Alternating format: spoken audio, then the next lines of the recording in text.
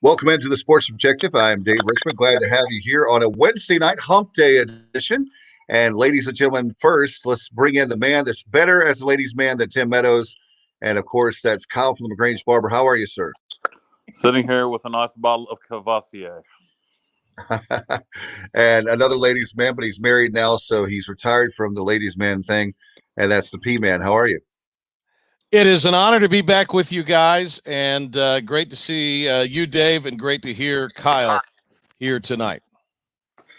No question, a lot to talk about. I know you're limited time, so you got a call with the wife here in a little while, so we want to go ahead and get started with, by the way, fans, if you have anything you'd like to ask P-Man, then you can put those on Facebook or YouTube, and we'll get those questions out. Wow. Put those on the screen for P-Man. Yeah, absolutely. We're moving up in the world, my friend. No, this is good. This is good. No question. So, want to get your thoughts. Obviously, disappointed as far as the basketball season with COVID hurting Joe Dooley's staff, and want you to get your thoughts on that.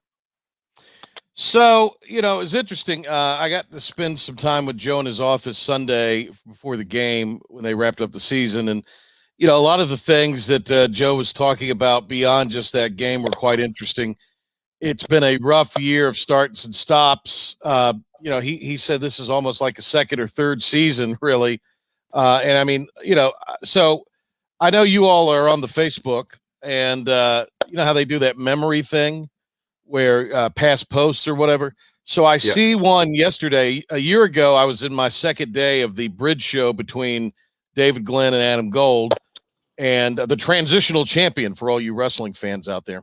And I was that day talking to Wes Moore, who was the ECU women's coach for 15 minutes, after State had just won their first title. I forget who else was on there, but I remember Greg Murphy was on there with me. Dr. Murphy, who's in the Walter Jones seat. And I remember him saying he would not go to the ACC tournament if he were a fan. He would not go to the state championship games, which were going to be played that weekend, which I was going to do if he were a partisan for one of the teams. And I thought to myself, that's just a guy being overly cautious. So here we were literally on the verge of the world coming to an end sports-wise in 2020 a year ago today. What I bring this up because the Pirates were there to take you all behind the curtain. We had done an interview with Joe the day before to air on Thursday to, promote the ECU game that night. And of course, we get the real time happening at 12:15 that Florida State's warming up on the floor and they're about to wrap this thing up. And when I started seeing that on the social media, I'm shoving, everything down because in the Joe interview, we didn't have him live, so we couldn't ask for real time reaction. But, we were having to shelve everything and book guests on the fly to find out what was going on in Greensboro, what was going on in Fort Worth, what was going on at different places around the country. So I think there's a great deal of gratitude to be back and be playing this. Memphis is shorthanded. Memphis is probably got to get to the title game to get into the big dance, which is good for the American if they do. SMU is shorthanded, probably would have to win the whole thing at this point, to be quite honest with you, to get in. Wichita looks like they're safely in. Obviously, Houston, Lenardi's got them as high as a 2. All good for the Americans. So this is one of those deals where, the old SEC chant, AAC, is what Pirate fans should be chanting whenever their season does come to an end, if it doesn't result in an appearance in the A, or even if it does result in an NCAA tournament appearance, they get hot and pull off a great miracle and win the title. You want the conference to do well. You want as many teams to get in there as possible. So I'm really rooting for Memphis this weekend beyond the Pirates because that's good for the American. That's good for the bottom line in this day and age to get teams in the NCAA. Here's the thing I noticed the other day. Joe Dooley's really got, if we're being really frank, guys, Joe Dooley's got not a whole lot of places to go with Pig out and with Baruti, who's on the trip and may play. We'll see. But, I mean, with those guys out, to a lesser degree, Coleman, that's just a tough deal. I mean, there was just nowhere to go when ECU hits, unfortunately, these inevitable lulls in the second half of a game that they are nip and tuck in. And they wind up that's what hurt them against Cincinnati the other day. I do think this. I think the Bearcats are going to beat SMU when they do play in the quarterfinal 4-5 matchup, because I think, SMU's been out of this, has not played a game since the ECU game. Yeah. And they have yet to come back. So that's kind of my belief. But look, I'm still a Joe Dooley believer. Dave, you and I are old school. We remember Joe the first time. Kyle does too, I'm sure. Sure. But we're, look, I still believe in Joe. Joe's all over the recruiting trail. I think this kid from BC is going to be productive. Joe may or may not have given me some thoughts on that off the record. But, I mean, here's the legitimate situation there. A good kid got caught in a bad situation with this COVID madness, but he averaged 14 and shot 40% from behind the arc in a big boy league. He'll be a really big help. And look, it's going to be the Wild West with this transfer portal. It'd be interesting to see what happens with the Pirates. I mean, look, all the teams that are on the bubble. I talked to Brian Moll today on my show, and all the teams that are on the bubble, all the teams that could still, everybody's still playing their conference tournament, basically. So you had 200 guys enter the transfer portal last week after a lot of conferences finished things up. Now you're probably going to have many more added to the transfer portal. There's a chance, talking to different Division I coaches and assistants all throughout the year this year, it could get into early September before rosters are finalized with this transfer portal stuff. And how that will favor, I think ECU's got to be ready to do whatever.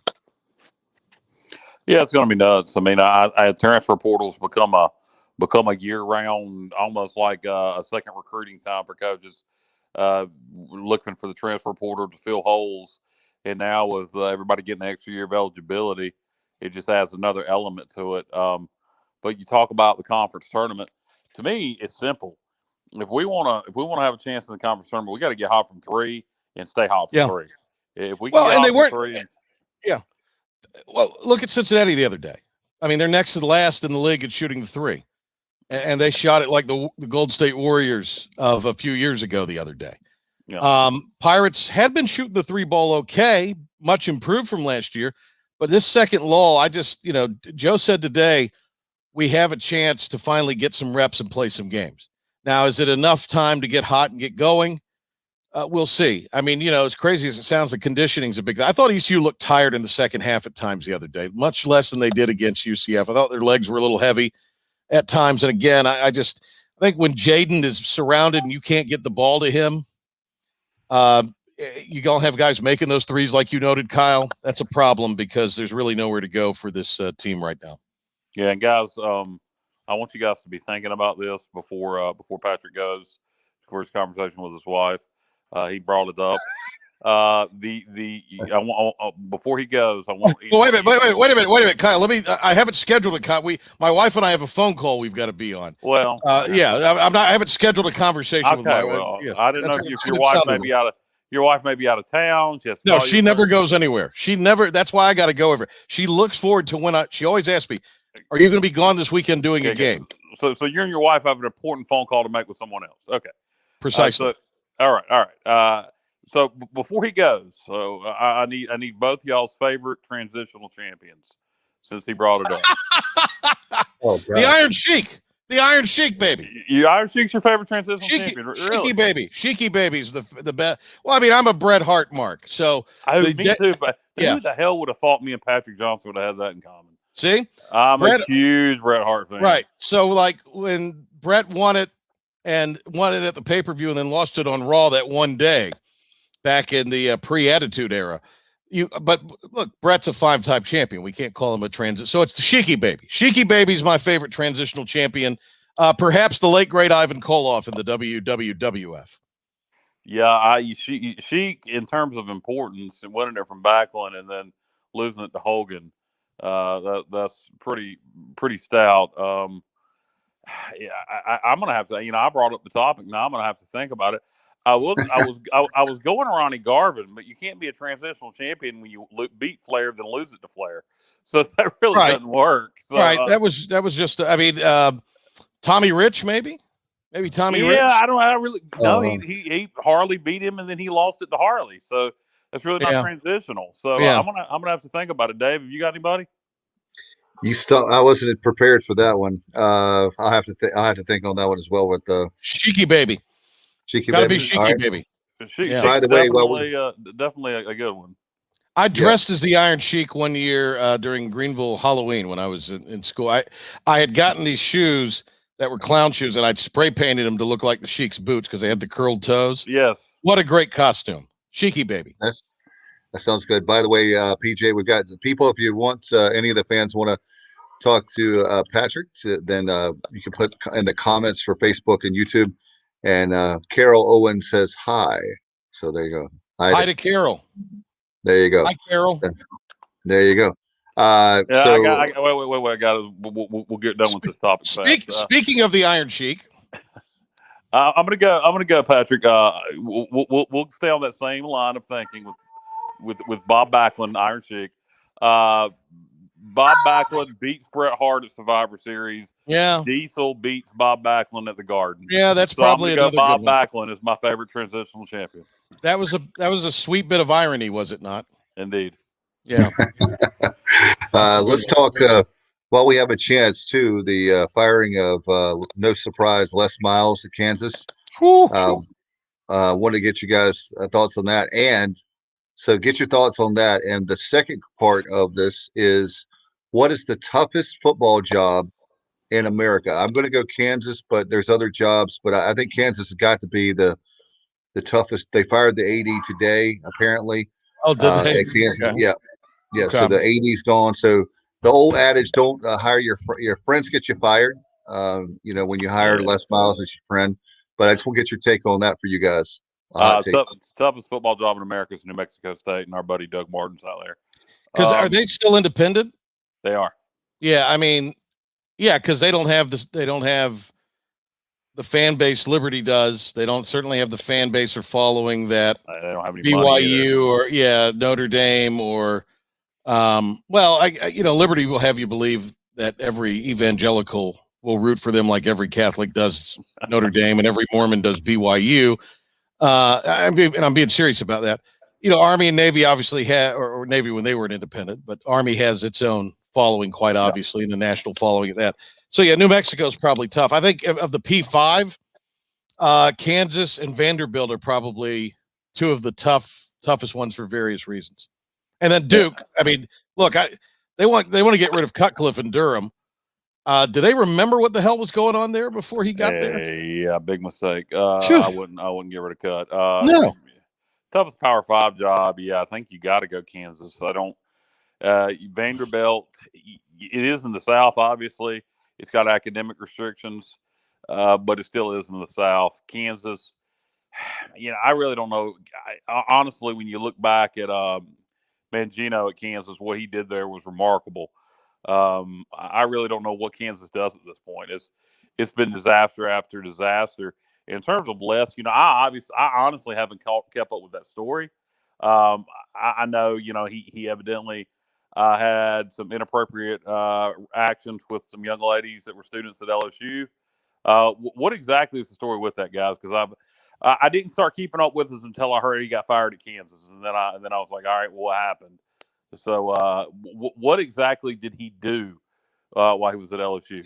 It says inappropriate contact with female students. All right, in Kansas. All right, I'm kind of like you. I'm reading this.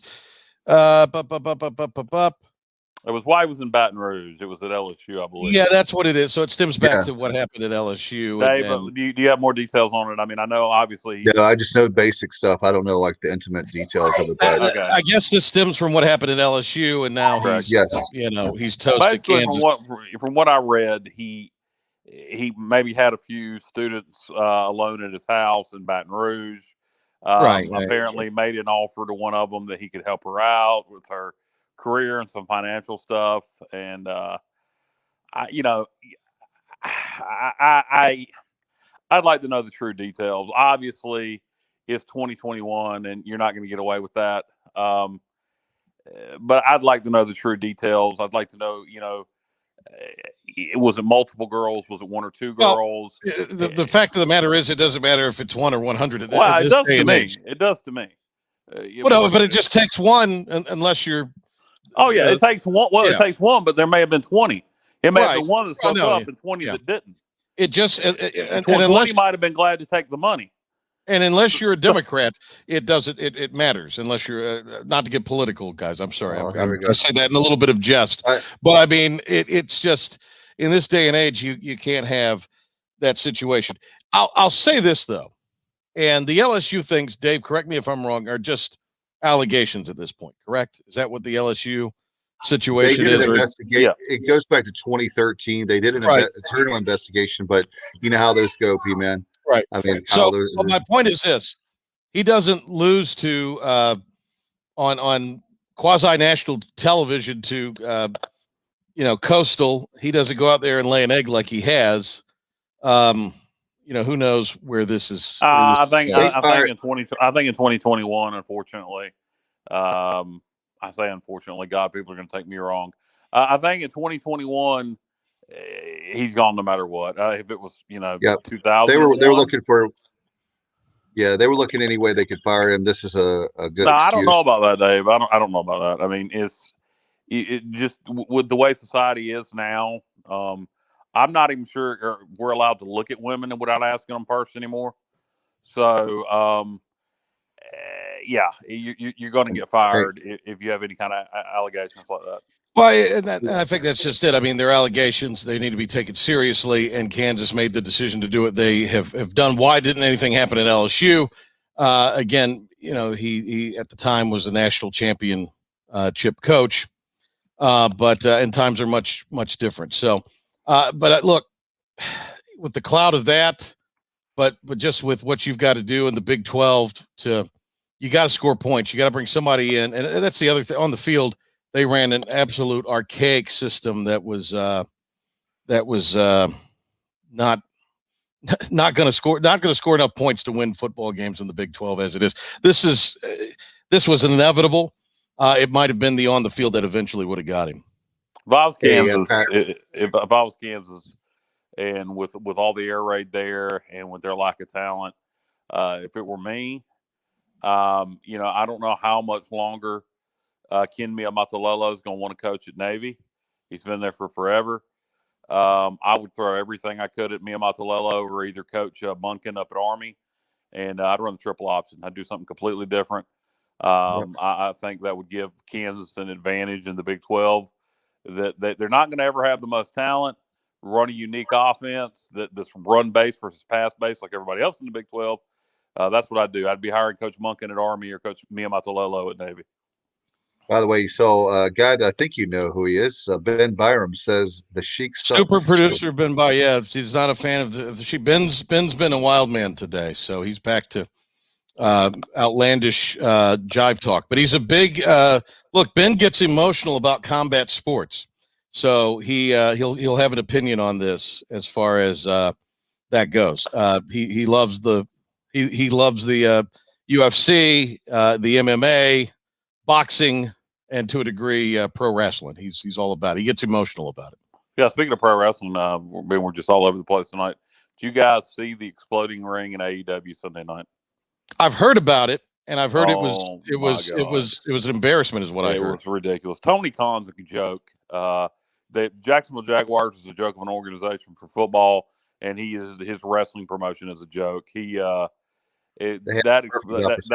exploding ring was I would have asked for a refund if I ordered that pay-per-view. It was beyond embarrassing. I mean, it was a popcorn fart to say the least. Let's talk about something that's been going well, and that's the Pirates on the baseball diamond. Pirates now 10-2. Some polls a top 10 team now. PJ, we got a few minutes with you, so I want to make sure we can talk wrestling all night. But what Cliff and the boys have done, really proud of the program. And man, they have I've said on the show almost every episode, I really believe we have a super regional team, the first time ever in Greenville. Yeah, hopefully so. The thing that I think that fans probably, and Coach Godwin mentioned this beginning of the year, but it does ring true. Not only do the Pirates bring a lot back, but a lot of other really good teams brought a lot back as well. That, as we've seen, that super regional round is kind of the next strata, and the Pirates have been beating on that door for a number of years. The pitching is obviously phenomenal. I talked to some people who were at this game from a coverage standpoint yesterday, non-ECU related folks today. They were impressed not only by the pitching that ECU has, but also just the way that the Pirates are swinging the bat. I mean, look at Seth Caddell, who all of a sudden, the big knock was, well, great leader, going to be great behind the plate defensively and handling the staff. And, that's one of those things. He's now hitting for average. Guys, I need to scoot, but I appreciate it very much, and we'll catch up soon. All right, PJ. Appreciate you, man. Thank you, guys. No doubt. One thing to look forward to in baseball is we head towards conference play. We got a couple more non-conference series, but once we get in conference play, there's going to be no more midweek games, and we're going to have 4-game series. And with the pitching depth we have, where we can use 7-8 pitchers in a game, playing 4-game series in place of a midweek game means you're going to have to go 3-1 to win your series. You can split them at 2-2. I think that gives us a huge advantage, because a lot of teams struggle with midweek pitchers. So the fact that we're set there, and now that midweek pitcher is going to come into play for conference series, I don't know. Who knows what's going to end up happening? But just on paper, I think we could end up having a really special record in conference. No question. I mean, you look at the Pirates, and that makes you make a great point, Kyle. That fact that we're going to dominate. I think the conference, that we're going to dominate the conference because we have the pitching where some of the others may not. But I would argue that we have the best pitching in the conference without even we have the most depth. We have the most depth. I don't know that we have the best, 1, 2, 3 Friday, Saturday, Sunday starters, but we have the most depth. And with playing 4-game series in conference, that could be a big advantage for us. No question. We're looking forward to spending time with the Pirates. And I was talking to a Pirate fan today that Kyle. The very fact that I'm hoping that we can have fans in the stands for the regional and for the super regional coming up, that will be like, in other words, a full house or close to a full house. To finally have the fans back, that place is going to be rocking at Clark-LeClair. Yeah, it'll be interesting to see how much they, with COVID numbers keep going down, vaccine numbers keep going up. It'll be interesting to see at what point, they allow it to go to 100% for outside. I don't know if it'll be by June or May or not. I'd like to see an increase from 30%. If things go well 30% here and numbers aren't going up, let's go ahead and go up to 50%. And then let's keep increasing it increment. I can't say that word. Little at a time, and until we get to 100%.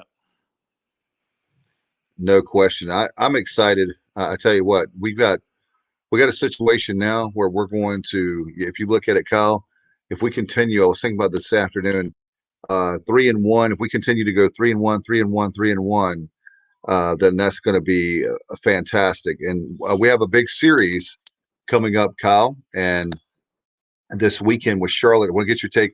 We have Coach Robert Woodard, that second-year coach. I believe Charlotte beat Tennessee last night. They did, and our very own Bubba Rosenbaum had a chance to catch up with him, and let's go to that right now.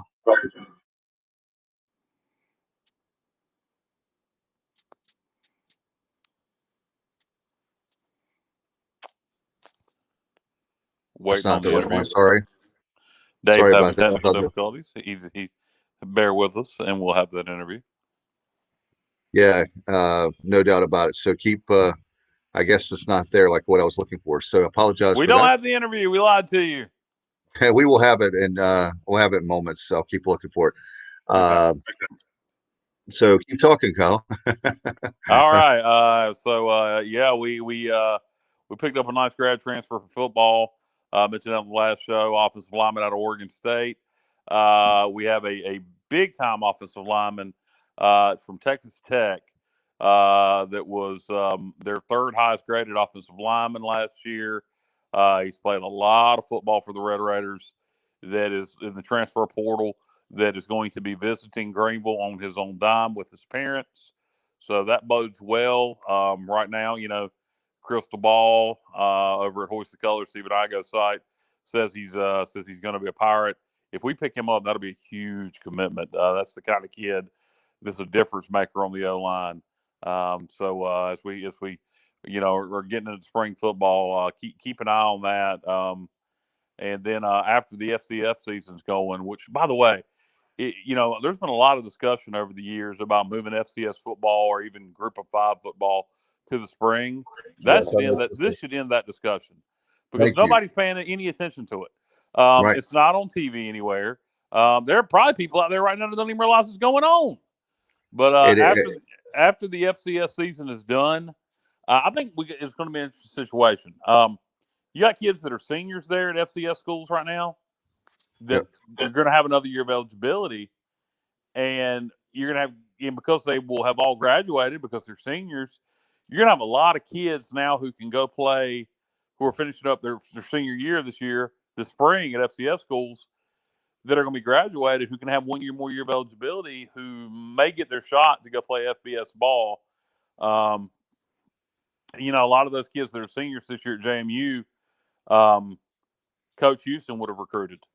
So who knows what can happen? Maybe some defensive linemen or linebackers from the FCS ranks to kind of strengthen up that core, which we were young at last year. I do think we're solid at defensive line and linebacker, but you could always use some grad transfers there, particularly at defensive end.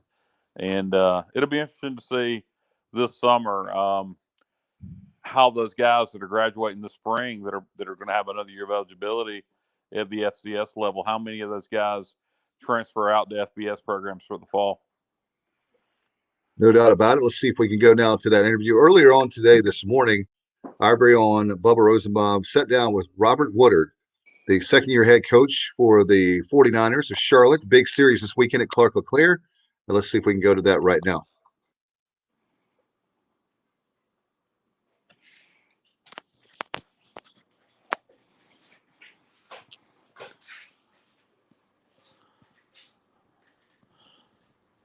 Give it up, Dave.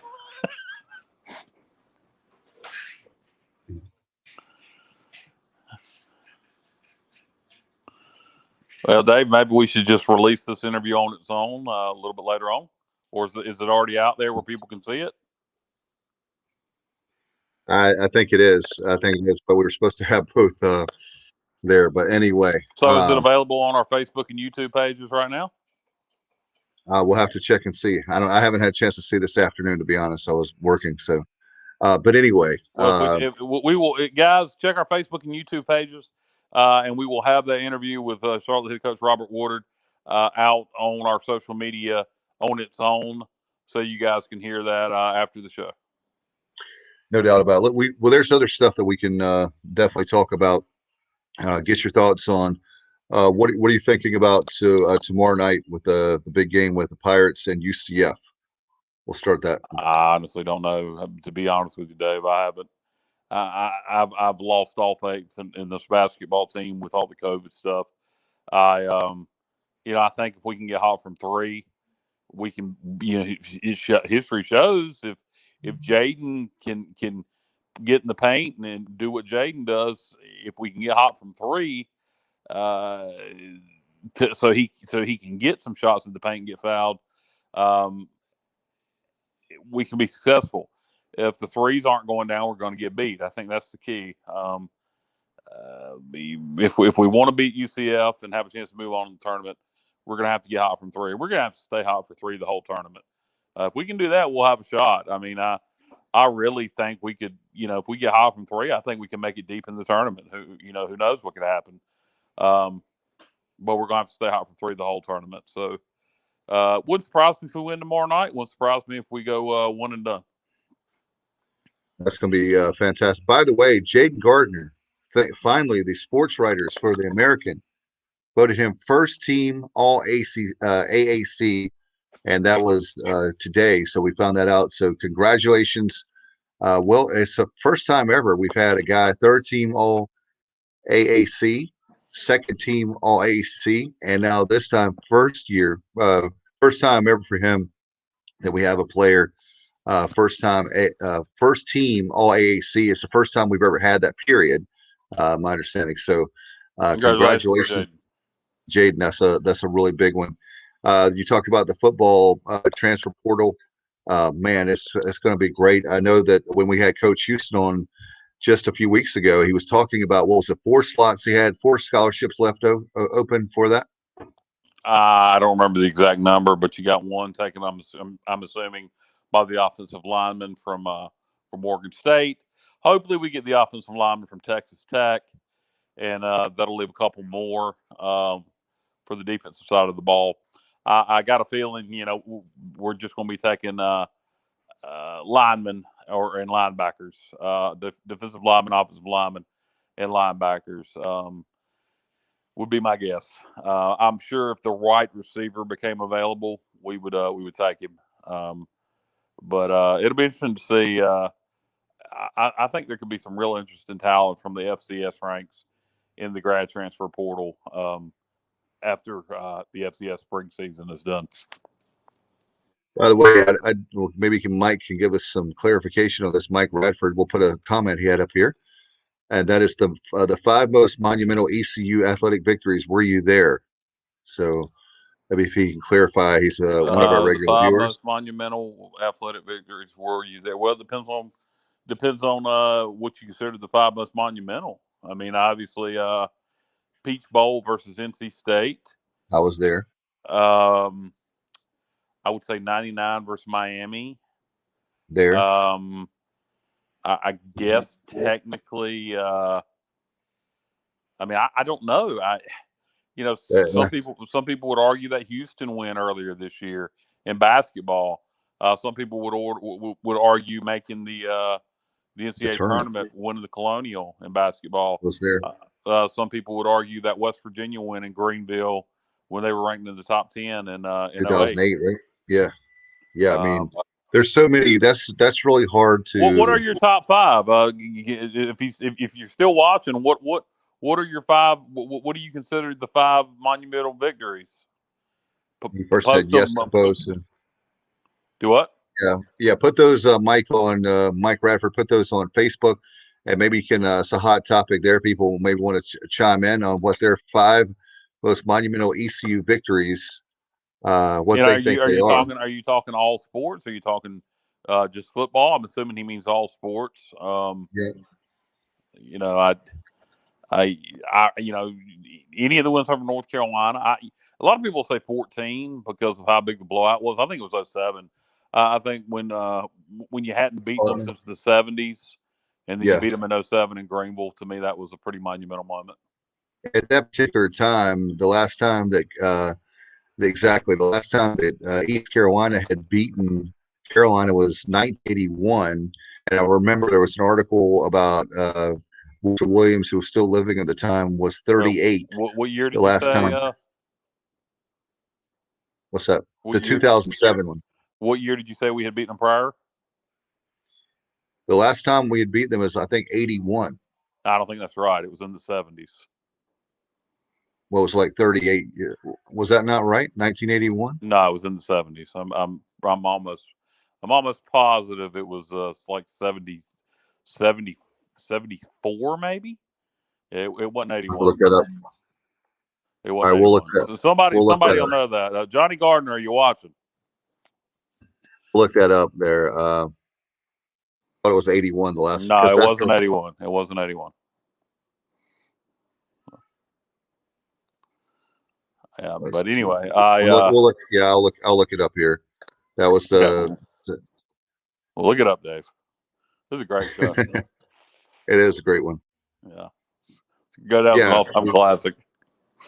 Well, I'm trying. It helps when the person that's supposed to have an interview for us doesn't have it. So, but anyway, but it's all good. Let's talk about. There's plenty of stuff to talk about. Bubba's going to kick your ass for that, Dave. What's that? Bubba's going to kick your ass for that. Well, I mean, that's part of it. You know, when we do a live show, we have to have stuff ready. So, but anyway, when you get your shovel. No, I'm not getting my shovel. I'm just digging straight up. No, I'm not. I'll say what I want to say. I mean, when you're doing a live show, I mean, literally, that's the Yeah. thing. So he said, I will yet, um, you know, he, anyway, you're trying to get me to do that. So I'm not going to go there. I will. He said he's going to give it all yes to all sports. So let's do that. Mike, if you can tell us, to me, I think the 93, the win over James Madison. And then when I was there in Winston-Salem, when East Carolina took on the Tar Heels. Unfortunately, they didn't beat the Tar Heels, but they Lester Lions put on a show that day and kept it close for a long time until towards the end. They ended up, I believe, losing by 20. Yeah. If I'm going to go top 5 monumental moments in ECU history, I'm going to go probably the first ever time we beat the Tar Heels back in the 70s. Was not there. I'll go 91 Peach Bowl. Was not there. I'll go 99 versus Miami. Was not there. I'll go yeah, probably 07 versus North Carolina. To me was a big moment. I was there for that. And then oh man, you look at the conference championship games. You want to put those in there. I think of the 09 conference championship game in Houston against Houston because we were hosting it. I was there for that one. I would say that's a monumental moment. So I guess that'd be my top 5. But then you're leaving out a lot of important baseball moments. Winning the regional in Greenville against South Carolina. That was a big moment. So there's a lot of other moments. It's really hard to narrow it down to 5. He's asking about the NC State win at the 19 regional. That was a nice win. I think that that actually sparked us to, for sure, to come back and win that thing. I mean, we had to play 4 games and what less was 48 hours. I mean, it was a short period of time, and so that was a great Sunday win there at Clark-LeClair. I don't know if that's one of the. I mean, it's one of the best as far as the rivalry. Yeah, I mean, it was a cool moment. I wouldn't put it in top 5. Now, if you want to just say your top 5 moments you were at personally, and maybe that's what he means, then yeah, I mean, if you were there and that's in your top 5, great. But in terms of history of, I don't even know if that'd be a top 5. Well, you might put that in top 5 moments of the history of the baseball program because that was the catalyst for us to win that regional and hit on to the supers. So, once we did that, we knew it was smooth sailing after that. Even though we already had a loss, once you beat the Wolfpack, you knew it was ours. We were going to win that regional. So, you could definitely put it in the top 5 moments for baseball for sure. No question. And certainly the that walk-off in 2016 to beat Virginia, the national champion for the College World Series, that was huge. I almost jumped out of a truck. I was listening to that on the radio, and I was watching the regional at the house. Thought it was over, so we're on our way to Greenville. I remember we were going to eat at Red Robin, and when we came back and won that thing, I literally almost opened my truck. I had to do something. And I felt like I wanted to jump out of the truck. I ended up throwing something out of the window. I don't remember what it was. I just had to get the energy out. But that was a great moment. In terms of exciting moments, yeah. Now I don't know, how monumental that was. Had we went on and beat Texas Tech in the supers, and you could have said, yeah, huge monumental moment. But exciting, and that was one of the most exciting moments I've ever experienced for Pirate baseball. Was that comeback against Virginia, and then to win it in Charlottesville, and that catapulted us to winning that regional. No question. I mean, I think it's very subjective, right? I mean, whatever you think. Yeah, it's subjective. I mean, I think you have your for sure moments like the Peach Bowl. Some people would put the Pittsburgh game from that year in there too. But I think your for sure moment would be the Peach Bowl, and then after that, it's all kind of subjective. Well, like when our good friend Terry Gallagher, the '78 Independence Bowl, sure, winning that was huge. The '83 team, they had a lot of, big games, and They lost to the 3 Florida schools with, I mean, hardly those 3 games, and there were some bad calls in there. I mean, that could have easily been a perfect season. You could talk about the perfect team, or not the perfect teams, but some of the best teams ever. You could go there. Some of the best coaches ever. There's a lot of things that you could play off of that for sure. But certainly that's something that we could talk for hours, don't you think, Kyle? Yeah, I mean, you name your top 5 moments, most monumental moments, etc. I mean, you can go all over the place. I think it's probably better to do it by sport. Your top 5 for baseball, top 5 for basketball, and top 5 for football would probably be a lot easier way to do it. No question, because then when you're focused solely on that sport, then you have with Cliff Godwin, you could say maybe the biggest games in the Godwin era, Cliff Godwin era, or even you could Well, even narrow it you down. could just say just your top 5 moments for that sport. I think that makes it a lot easier. I mean, I think I can clearly define the top 5 moments for ECU football, ECU baseball, basketball. Basketball might be the easiest because there's so few. Yeah, yes. There's no question about it. I mean, like we were talking about last night, there's only been a handful of winning seasons I mean, in the modern one era. You go, I guess, the NCAA appearance in the '70s, the NCAA appearance, the win over over JMU '93 to go to the NCAAs. Your 2 wins over Marquette, and your win over Houston, and then I guess you got to NC have State game. Yeah, you got to have an honorable mention of that NC State game in Greenville. The 72 team that made there's 72 and 93. We have 2 tournament appearances. So yeah. That was way before my time, but I would have to put the 72 team in there to make the tournament. Would be in my top 5. That's 93. the first one I named.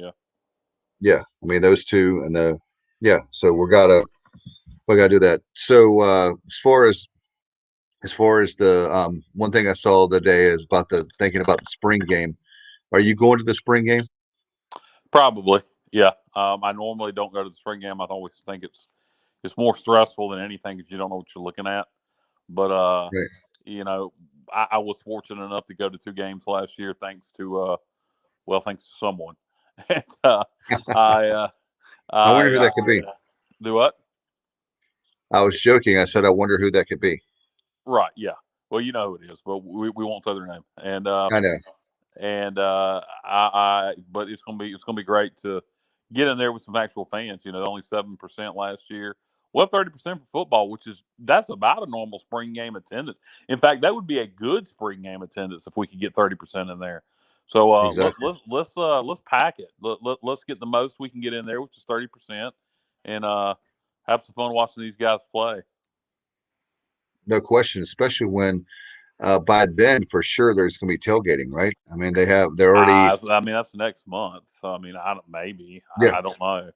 they already have it now where you can have 10 people or less together, like in a right for the outdoor stuff, so they can spread. You can spread that out where in other words, it's not going to be a regular. Well, I mean, if you want to tailgate, you can tailgate. You can find spots to tailgate. I mean, we tailgated some Bubba and I and a few other people, in one of the little side streets for the Tulane game. So I mean, if you want to tailgate, you can find somewhere to tailgate. No question about it. Got a nice message today. By the way, I want to make sure that I give a shout out to our good friends at Next Level Training Center. I want to give a shout out to Trent Britt, who was kind enough to sponsor our program, and I want to give them a shout out as they actually sponsored our program. They had a great event on Sunday, Kyle. They had so many boys there. They had a huge event. They had the big tryouts I think it was on Saturday. Trent told me that things are going very, very well at Next Level Training Center in Greenville. Give them a call, 252-756-NEXT, and you can give them a call, and they'll tell you all about everything they have coming up. If you want to be a member, you can find out about memberships. You can go there as a guest. You can do that like we do because we don't live in Greenville, or we would definitely be a member there at Next Level. But you can go to nextleveltc.com, and they have a great, Kyle, you got to check out their Facebook page. They got a really good Facebook page, but Trent sent me a nice note, and I want to give him a shout out. I appreciate him sponsoring Extra Innings. We're going to have Extra Innings with Corey Glore coming up on Sunday, and he'll talk about the Duke game from certainly last night and the Charlotte series this weekend, Friday, Saturday, and Sunday. Man, that Charlotte team is red hot right now. Yeah, I need to just try to take 2 out of 3. If we believe me, if we go 4-0 this week, this will be a special week. But if we can get 2 out of 3 this weekend in Greenville, take it and be glad. That's Conference USA is a pretty solid league. Charlotte's good. The Florida schools are good. Atlantic and FIU. Southern Miss is good. So if we can take care of business against Charlotte this weekend, get 2 out of 3, have a 3 in 1 week, and celebrate. What about the? Did you? One question I want to have for you, Kyle. What did you think about the fans being back in the stands last weekend? That was good to see. I mean, there really wasn't much of a crowd there Friday that I could tell, but Saturday was a nice crowd. It was a good game Saturday for them to watch too. It was pretty competitive.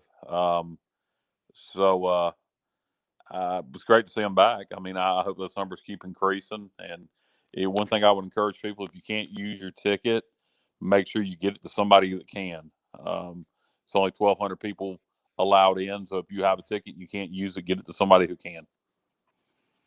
No question. By the way, fans, I want to remind you too. Go ahead and something I'm glad I thought about. Haven't done so far, but I will. Is renew your season tickets for football. 1-800-DIAL-ECU. 1-800-DIAL-ECU. You can also go to ecupirates.com and renew them that way. But Kyle, it's going to be a lot of people in the stands this year. I have a good feeling. Yeah, hopefully we'll be 100% capacity. I think we will be. I guess there's a slight chance we won't, but I think we're going to be back at 100% by September. So yeah, get your tickets, like you said, ecupirates.com, 1-800-ECU, and don't forget if you rolled your money over from last year, you need to go check your email or check your mailbox because your season tickets have already been paid for, and they want to know how you want to receive them. And Dave, this year it looks like we're not going to have traditional tickets available. Looks like your 2 options will be print at home or either a ticket on your phone. So that's an interesting thing. I chose a digital ticket, so I will have my tickets emailed to me, and then I will put them in my wallet, my Apple wallet, and that's how I'll be going to the games this year. I guess that's what I'll be doing. The same thing, my friends. I have an iPhone. Kyle, I was very excited. Speaking of next level, Alexander actually had a chance to go. We were talking about, and he actually got to showcase something very, very cool. And that is from our good friends at pgxgloves.com, Kyle. And I'm telling you, one of the things Bubba did this past week, he actually put in that golf glove, and a lot of people are going crazy over that golf glove that they have at pgxgloves.com. Yeah, well, that's what I've been saying for a while. If you happen to be out in our audience and you play golf like so many Pirates do, and go to pgxgloves.com, get yourself some golf gloves. Your baseball season's starting up now. If your kid plays baseball, little league, middle school, high school, whatever, get them some batting gloves. pgxgloves.com. Put in code ECU at checkout. Save yourself 25%, and don't forget about their swag. They got pretty cool T-shirts, hats, etc. No question. And also, we want to remind our friends that that very thing with the baseball and softball coming up. There are a lot of people that are taking advantage of that 25% off. Again, promo code ECU and get 25% off. Want to talk again about Extra Innings, brought to you by Next Level Training Center. We'll have that big show coming up that'll be on Sunday night. And Kyle, I tell you what, very excited about. We're going to have just for us, we'll have coming up. We'll have. There we are, back with us. We'll have coming up tomorrow night the overtime as Pirates. Probably the 9 o'clock, 9:30, 10 o'clock. We'll be doing that. It's going to be a lot of fun as we're going to be talking Pirate basketball, and that'll be a lot of fun tomorrow night. And who knows, anything can happen. That's a great thing about a tournament. Look at the ACC. There's already been upsets all day long in the ACC tournament, and the same thing can happen in tournaments all over the place. Appalachian State making their first tournament appearance since 2000, Kyle. That's great with in the Sun Belt champion. Yeah, congratulations to the Mountaineers. Why not us? I know you're excited about that, but who knows what will happen? We'll have all the results after the game. We'll have the obviously we'll have the results, and we'll also have the post game comments from both coaches, with Johnny Dawkins and from Joe Dooley, and the players. We'll find out that about tomorrow night. And Kyle, I'm just so excited about that, and obviously with football, it's a great time to be a Pirate. Yeah, looking forward to it, and we'll see you tomorrow night for overtime. All right, until next time, fans, thank you so much for being with us, and we'll see you again tomorrow night right after the game. Good night, everybody.